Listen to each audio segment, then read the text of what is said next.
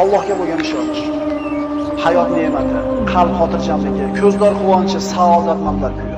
Xotirjamlik va farovon hayotni istagan banda, Allohga bo'lgan ishonching qani?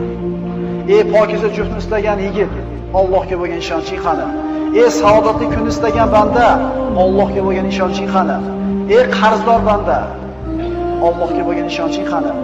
Musibatlarni boshidan ko'tarishligini bandalar, Allohga bo'lgan ishonchimiz qani? Gunohkor bandalar, gunohlarni kechirishligi bo'lgan Allohga bo'lgan ishonchimiz qani? Bizga mana shu ishonch naqadar kerak shu kunlarda. Suv bilan havodan ko'ra zarurroq bo'lgan ishonch.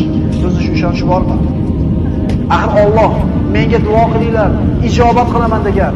Ishonmaymizmi? Allohdan ko'ra rostgo'yroq kim bor? Axir Parvardigorimiz Alloh tanglik, kambag'allikdan keyin yengillik, boylikni ham paydo qilib degan so'zga ishonch qani? Tanglik, mashaqqatdan keyin kenglikni ham, boylikni ham beraman deyapti Alloh. Ishonmaymizmi? Ishonaylik birodarlar. Tushkunlikka tushmaylik. Har xil gaplarga quloq solavermaylik. Peshonamizga Alloh yozganini oshcha narsa bo'lmaydi. Chunki hakimlardan biri aytgandek, yozilgan bo'lsa qayoqqa qoching? Yozilmagan bo'lsa nimadan qo'rqing? Yozibdimi? Qayoqqa borsan yetib borib tashlaysan. Yozilmabdimi? O'tga tashlasa o't kuydirmayapti. Pichoq torsa pichoq kesmayapti. Suvga tashlasa oqizmayapti. Sahroda o'lmayapti. Chunki nima qilmagan? Yozmagan. Qani shu ishonch.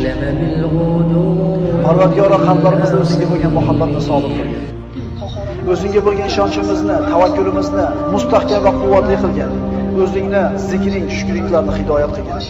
O'zingga ro'baro bo'ladigan kunimizda og'zimizdan chiqqan oxirgi so'zimiz la ilaha illalloh Muhammad Rasululloh kalimasi bo'lsin. Agar shuni ham Alloh xohlamagan bo'lsa ayta olmaymiz. Alloh taolo siz bilan bizni mahzun bo'lmaslikka buyuradi.